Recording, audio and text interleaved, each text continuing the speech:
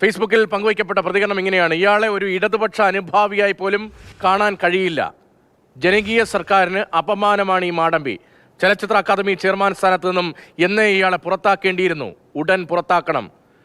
ഇടത് അനുകൂലിയായി എപ്പോഴും ചർച്ചകളിൽ പങ്കെടുക്കുന്ന ശ്രീ റെജി ലൂക്കോസിന്റെ ഫേസ്ബുക്ക് പോസ്റ്റാണ്. ഇയാളെ ഒരു ഇടത് അനുഭാവിയായി പോലും കാണാൻ കഴിയില്ല. ജനകീയ സർക്കാരിന് അപമാനമാണ് ഈ മാടമ്പി. ആ പ്രയോഗവും ശ്രദ്ധിക്കണം. ഇദ്ദേഹം ചെയ്ത സിനിമകളുടെ പശ്ചാത്തലമൊക്കെ പരാമർശമുണ്ടായിരിക്കാം ഈ മാടമ്പി പ്രയോഗം എന്നിരിക്കെ. താഴെ നേരത്തെ രഞ്ജിത്ത് തിരുവനന്തപുരത്ത് നടന്ന അന്താരാഷ്ട്ര ഫിലിം ഫെസ്റ്റിവൽ സമയത്ത് നടത്തിയൊരു പ്രതികരണം കൂടി അദ്ദേഹം ഫേസ്ബുക്ക് പോസ്റ്റിൽ ചേർത്തിട്ടുണ്ട്. ഞാൻ കോഴിക്കോടാണ് ജീവിക്കുന്നത്. എനിക്ക് വയനാട് ഒരു വീടുണ്ട്. അവിടെ വീട് നോക്കുന്ന ആൾ നാടൻ നായ്ക്കളെ പോറ്റാറുണ്ട്. അവർ എന്നെ കാണുമ്പോൾ കുരയ്ക്കും. ഞാൻ ആ വീടിൻ്റെ ഉടമസ്ഥനാണെന്ന യാഥാർത്ഥ്യമൊന്നും അവർക്കറിയില്ല. അത്രയേ ഞാൻ ഈ ചലച്ചിത്രമേളയിലെ അപശബ്ദങ്ങളെ കുറിച്ച് കാണുന്നുള്ളൂ. അന്നുണ്ടായ പ്രതിഷേധങ്ങളെക്കുറിച്ചുള്ള പ്രതികരണമായിരുന്നു ഈ നായയുമായുള്ള ഉപമയും ഒക്കെ. അപ്പോൾ ഈ മാടമ്പിയും ഇത്തരത്തിൽ അപമാനിക്കുകയും ചെയ്യുന്ന ആൾ ചലച്ചിത്ര അക്കാദമിയുടെ തലപ്പത്ത് ഇരിക്കുന്നത് തന്നെ വലിയ കൗതുകരമായ ഒന്നാണ്. എത്ര മഹാനായ സംവിധായകനാണ് എന്ന് ആരൊക്കെ വാഴ്ത്തിപ്പാടിയാലും. അതേസമയം ഗൗരവതരമായ ഒരു ആരോപണം ഉണ്ടാകുമ്പോൾ ഇടതുപക്ഷത്ത് നിന്ന് തന്നെ ചില പ്രതികരണങ്ങൾ, റെജി ലൂക്കോസ് അടക്കമുള്ളവരുടെ പ്രതികരണങ്ങൾ വരുന്നു എന്നത് വളരെ സ്വാഗതാർഹമായ കാര്യമാണ്. ശ്രീ റെജി ലൂക്കോസ്, താങ്കളുടെ ഈ പ്രതികരണം അത് ഇടതുപക്ഷത്തിൻ്റെ ഭാഗമായി നിൽക്കുന്ന ഒരാളുടെ പ്രതികരണം എന്ന നിലയിൽ തന്നെയാണത് ചർച്ച ചെയ്യപ്പെടാൻ ഞാൻ ആഗ്രഹിക്കുന്നതും. ഈ മാടമ്പി എന്നതടക്കമുള്ള പ്രയോഗങ്ങളിലുണ്ട് താങ്കൾ മുന്നോട്ട് വയ്ക്കുന്ന രഞ്ജിത്തിനെതിരായ വികാരം. തീർച്ചയായിട്ടും എന്റെ വ്യക്തിപരമാണ്.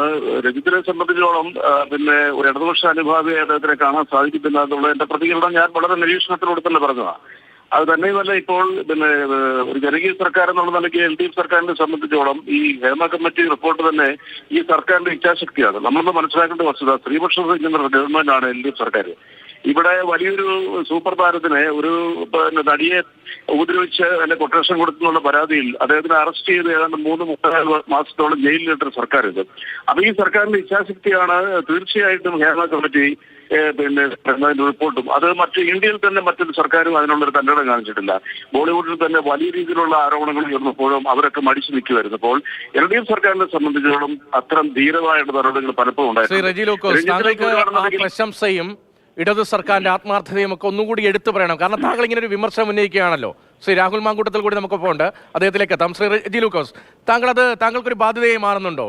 താങ്കൾ ഇടതുപക്ഷത്തിന്റെ ഭാഗമായി നിൽക്കുമ്പോൾ സർക്കാർ പറയുന്ന നല്ല കാര്യങ്ങൾ, ഇത് ചെയ്തതൊക്കെ നല്ല കാര്യമാണ് എന്ന് പൊതിഞ്ഞ് പറയണോ രഞ്ജിത്തിനെ എതിർക്കാൻ? അങ്ങ് ഫേസ്ബുക്കിൽ അങ്ങനെ പൊതിയുന്നില്ലല്ലോ, ഡയറക്റ്റായി അറ്റാക്ക് ചെയ്യല്ലേ? രഞ്ജിത്തിനെ മാറ്റേണ്ടേ? സജീവരെയാണെയോ മന്ത്രിയോ സർക്കാരിനെ എതിരെ കാര്യത്തിൽ വേട്ടയാടേണ്ട ആവശ്യമില്ല.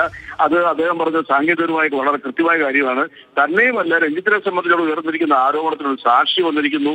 ആ നടി ബംഗാളിൽ നിന്ന് വന്നിരിക്കുന്ന നടിയെ സംബന്ധിച്ചോളം പറയുകയാണെന്നുണ്ടെങ്കിൽ അവർക്കൊരു ഇടതുപക്ഷ പാരമ്പര്യമുണ്ട്. അതുകൊണ്ട് തീർച്ചയായിട്ടും സർക്കാർ ഉചിതമായ നടപടി സ്വീകരിക്കും, പാർട്ടിയോടും ഉചിതമായ നടപടി സ്വീകരിക്കും. അതിനുള്ള സമയം മാത്രമേ ഉള്ളൂ. അത് ഗവൺമെന്റ് കൊടുക്കുക. എന്തായാലും എന്റെ തുറന്ന മാതൃകയിലുള്ള അഭിപ്രായം ഈ രഞ്ജിത്ത് എന്ന് പറയുന്ന സംവിധായകൻ സ്വയം രാജിവെച്ചൊഴിയണം എന്ന് തന്നെയാണ്.